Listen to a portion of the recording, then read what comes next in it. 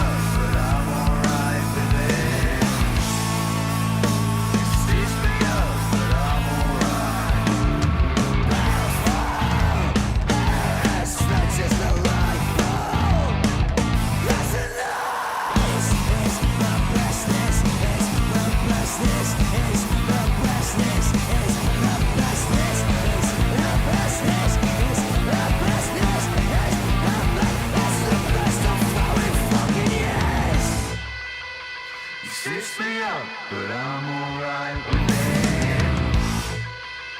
You stitch me up, but I'm alright with it. You stitch me up, but I'm alright with it. You stitched me up, but I'm alright. Stitch me up, but I'm alright with it. Stitch me up, but I'm alright with it. Stitch me up, but I'm alright with it. Stitch me up, but I'm alright.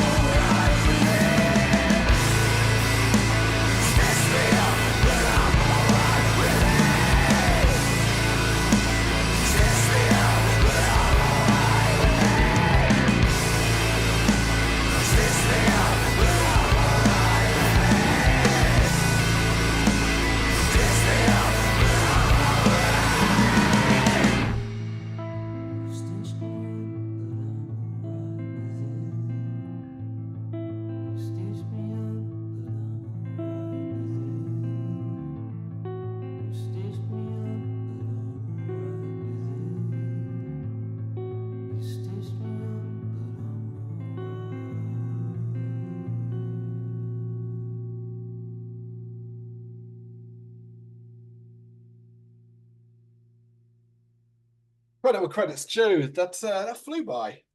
It's nearly 5 minutes long. Didn't feel 5 minutes, you know? And considering it does have a lot of repetitive elements, the way it's structured, it never felt repetitive. It never felt like, oh, they're just redoing this part over again and stuff, particularly the stitch me up part and stuff like that. It always came at a good point after a certain level of, let's be honest, chaos going on. Well, I mean, it's ordered chaos because it's chaotic noise going on, but there's clear rhythms, there's clear direction. This isn't just hitting everything for the sake of hitting everything, which is something I always enjoy. You know, this is what I do think of when I think of things like noise core. It has this rawness, and it's weird because it's got this rawness that's really prominent at the start, but it's like, I don't know, it's like tuning, like old school when you were trying to get a channel on a TV and you'd be doing whatever that was called, where you're trying to get the picture clearer to stop the lines. Like that's how it feels like it started, where it's like, okay, like tuning a radio to the right channel, right? So like it sounded more rawness. There was the vocals had a bit like of a bubbly thing going on and almost like not like badly produced to a degree.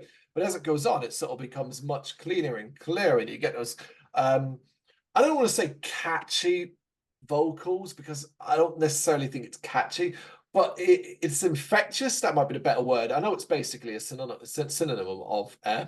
catchy, but I mean it in two different ways. Catchiness implies finger tapping, and you could dance to it and stuff like that. To me, infectious means it gets stuck in your head, and you'll end up, whether you like it or not, kind of humming or singing along, even if you don't necessarily think it would get a party bouncing. This isn't the track like, yeah, the party's dying, everybody. Let me put a song on to get the energy going. Let's put on Chest Pains by Eat Your Own Head. I don't think that's going to actually work that well. I was really worried at the start because I was thinking, oh man, this is going to be really difficult. This style of music is very difficult to sustain for this amount of time. Normally, you hear this kind of music, it's 2 minutes, 2.5 at most, because it's fast, it's frenetic.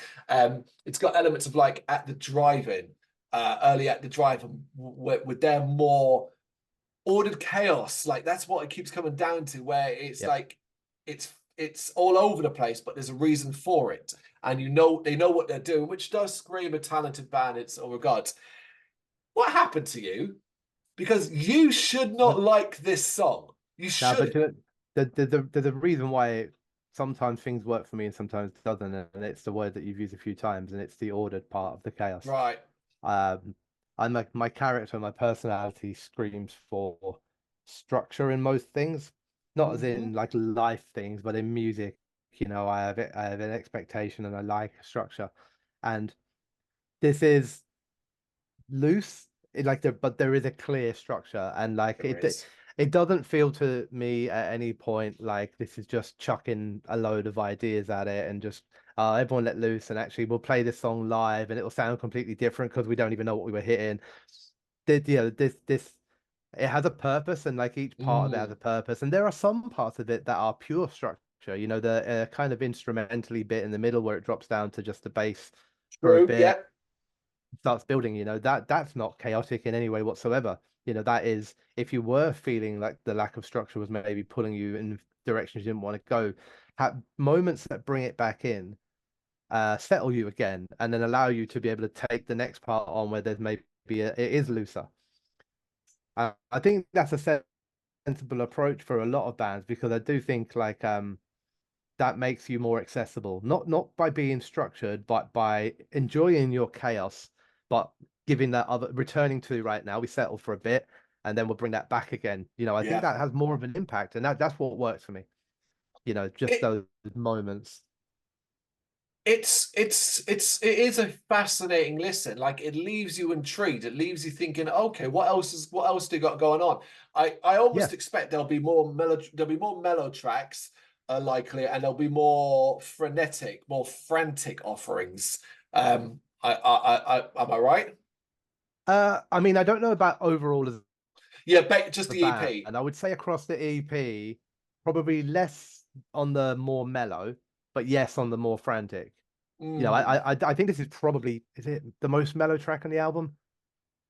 Stylistically, the style is the style, right? What I mean? They're not going into the next song and you're going to be completely, oh my God, this is so different. It's not. There are looser structures. There are ones that have a little bit more structure. But that style is the style across the EP. I find it quite energizing. I like the fact, because I think I do, and you do as well. We have an affinity for when it's a, hate probably saying the wrong term, but like a young band from the UK, operating in the underground kind of scene. That helps as well. If you tell me that this band's got like 5 million sort of subscribers and they're signed to like, I don't know, Nuclear Blast, I probably would be more judgmental, maybe. I don't know. But I listened to it. I found enough structure across the whole EP, not just this song, to really appreciate what they were doing, which is that actually there are things in there that maybe sometimes get lost within the world of this idea of noise. Which is that there are some very, very good guitars and drums in that song. There's very, very good vocals, different styles, different contrasts, and actually quite a lot, especially in the back end of it, where it's actually quite heavy as well. There's some good sort of shouting going on, a nice sort of, I don't know if there's two people singing at that time or just layered vocals, where you have like a contrast in tone. It's like I mean, sometimes noise for me just kills the instrumentation to the point where I can't pick out a drum because it's right, because it's just a mess. Yeah. But then here, Yeah, I can hear that noise, but appreciate the components. Yeah, I get it, because you're not. Yeah, you're right. Noise can just result in just a mush of stuff. I think it's kind of probably what you've criticised the likes of drone for and elements like that. Whereas here, there's a level of clarity that you don't often get, which I guess I think like it gives it that alternative vibe as much as anything else. You can call it noise rock if you want, but I think it could also easily sit in a more generic, wider umbrella of alternative metal / alternative rock. Yeah, they were, like I said at the beginning, categorized as alt / noise. So crossing those definitely 100%.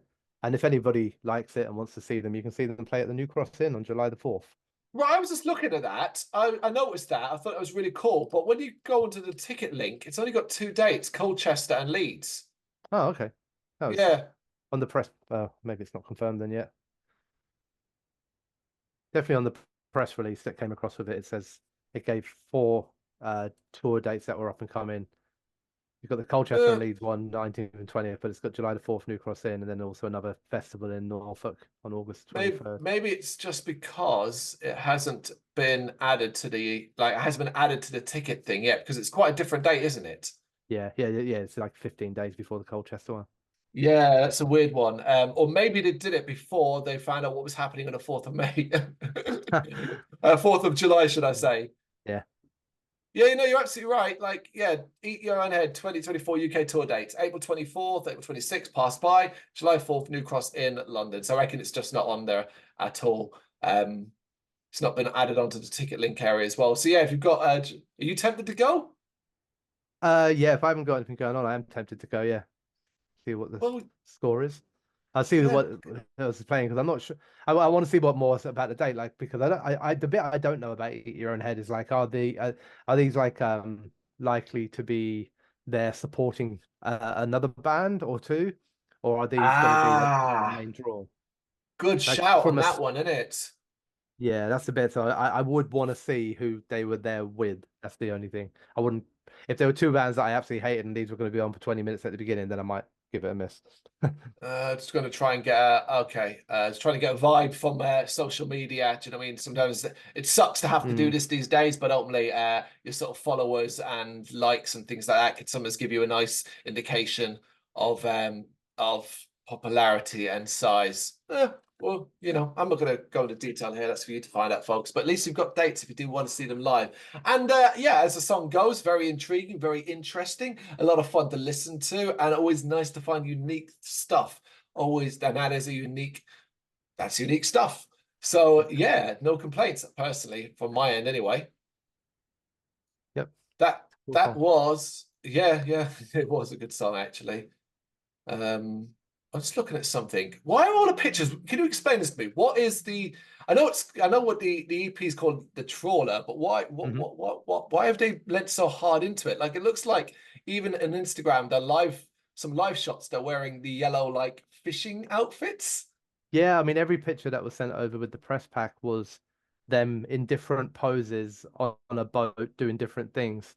I don't fully understand, and I also I mean, I couldn't attribute the song Chest Pains, for example, to anything to do with trawling, fishing, or anything like that. So unless you're getting chest pains from having to lift all those fish. Yeah, I mean, it could be that. I don't know. It might be a more personal thing that I just don't know. You haven't quite connected to. No, it's certainly a look, and certainly throwing yourselves all into it. Yeah, that's Chest Pains by Eat Your Own Head. What do you reckon? You got any thoughts on it? You know what to do. Let us know in the comments. Thank you very much for watching. If you'd like to see more content like this, please consider hitting the subscribe button. It is gratefully appreciated. You can find us over at gbhbl.com, our full website, where reviews, news, and so much more goes up daily. We're also on all social media platforms: Facebook, Instagram, Twitter, Threads, at gbhbl. Just search for gbhbl and you will find us out there. We also have merchandise on sale. You can access the shop via the website.